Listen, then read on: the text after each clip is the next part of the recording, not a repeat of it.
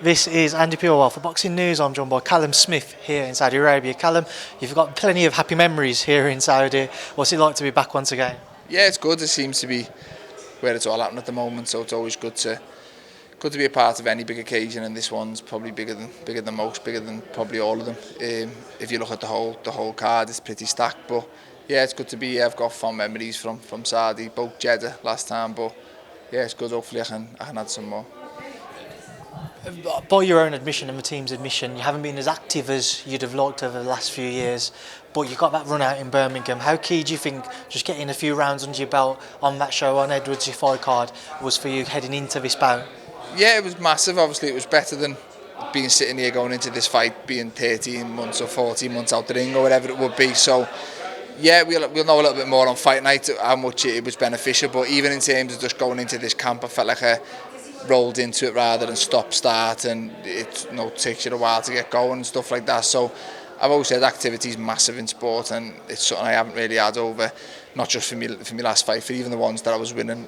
Lack of activity was probably affecting my performances, affecting my training camps and stuff, and it's not ideal, but that's the whole reason. I seen when the fight was announced and the opponent, people were like, well, what's the point in that? But I kind of knew there was potential for this fight, and I didn't want to let it go and either have to be a hypocrite and take it after being out the ring for over a year, or have to turn it down because I've been out the ring for over a year. I wanted to be in a position where I could take it because I wasn't as inactive as I'd like to have been. So yeah, there was a method behind that fight before I got a good few rounds in, and it just put me in a better position going into camp for this fight rather than what it would have been. So yeah, I believe it'd be massively beneficial from fight night. Callum, when you look at this fight with Joshua Buatsi, neither yourself or Josh are people who have called each other out over the years, but it could have always been one which could have happened. Here we are now. How much of his career, especially over these last couple of years when he's been on a good run of form, have you followed him? Yeah and no. Obviously, I follow boxing, but there's a lot of times where I don't really watch a lot of boxing. I don't go to many shows and stuff. So obviously, I know Josh Buatsi as I followed his career.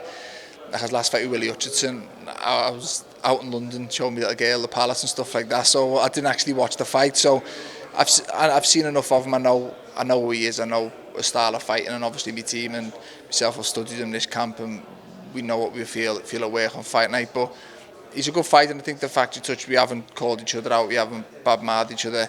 Yeah, they wanted it on the show, shows that it's a good competitive fight that people want to see, and I think that speaks for a lot of the fights on this show. Sometimes you don't have to call each other out and bad-mouth each other to get interest around the fight. I think the whole interest in this fight is because of our boxing abilities and the way the stars will gel together. So yeah, I'm excited for it. Hopefully the fight lives up to it and it's a good one for the fans. When I've asked other people within the boxing industry about this fight, Callum, people just kind of say back to me, it just depends on how much you've got left personally. Do you understand why people use that as a reason? Yeah, definitely. No, I said this a while, it's easy to be out of sight, out of mind, and when I'm inactive and not fighting, it's easy to forget about me, and when I did fight, I lost. So it's hard to...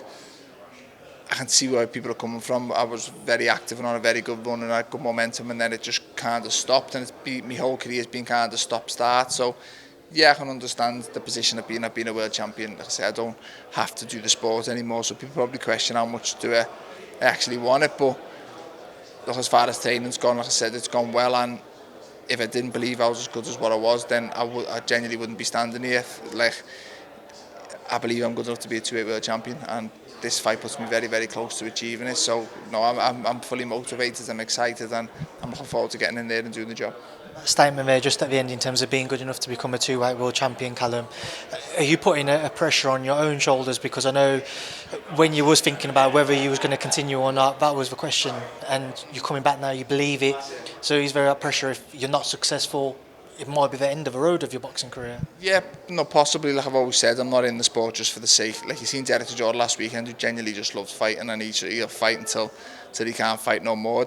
That isn't me. I'm not one of those. I'm in the sport for achievements and to fulfil my potential, and I believe I'm good enough to be a two-weight world champion, and I've set that goal, and I'm going to do everything I can to achieve that. Like I say, if I don't feel that's achievable, then I'm not going to hang about and just fight and put my health on the line and just put time away from my family at home. Boxing's a tough sport, not just in the ring, in the terms of camp, the sacrifices you have to make and the time away from your family. That's just as hard as fighting, and doing that. No, it's probably a little bit selfish, but it's got to be done to reach the heights that I want to reach in the sport. But I'm not just going to do it for the sake of, I love fighting. Like I say, I'm doing it because I believe it will pay off and I'll be a 2-8 world champion. If it doesn't, then yeah, no, I'm not going to stick around. It's Saturday night, you're looking across the ring to Joshua Buatsi, the first bell goes. What's the key for you, Callum? How do you overcome Joshua Buatsi? I've just got to be vintage me. I've got to be at my best and just box the way I know I can. And I've said it a while, I believe the best version of me beats Josh Buatsi, and no, I'm doing everything I can in camp to make sure that version of me turns up on Saturday night, and if it does, then I'm very, very confident to come out on top. Obviously those titles in your division are all tied up in that main event, Beterbiev, Bivol. Before we bring yourself into that equation, what are your thoughts on their bout? Sorry? What's your thoughts on their bouts before we bring you into the equation? Good fight, really good fight. The last one was a good fight. I don't think you could have argued who got the nod. I think a draw was probably a fair result, but thankfully we are seeing it again. I think there'll be another similar one. I think it'll always be hard to separate them. I think it'll be what you like, whether you know Beterbiev's pressure, but Bivol's probably a little bit more eye-catching shots when he does land, but probably not enough of them. And you've got to, you may like the work rate of Beterbiev, but it's a pick and fight again. I just think as time's going on, it's the old age factor with Beterbiev again, and I don't know. I always think Bivol's that little bit fresher, and I think he might just edge it this time, but I think it'll be razor close again. Obviously, going to bring yourself into this equation, success for you, you're going the WBO route. So is that the hope that in terms of whoever wins that main event, the belts might become fragmented? Don't know. I think it's win-win. They become fragmented, and then you're probably promoted to world champion. If not, you get to fight for undisputed. So you get them all in one hit, a chance to fight for them. So no, this fight puts you in a very, very good position, regardless whether it's potentially a world title fight promoted or you're next in line to fight for undisputed. So there's a lot at stake for the two of us, and no, I don't plan on letting it slip. There is one fight at a time, but one more in all of that.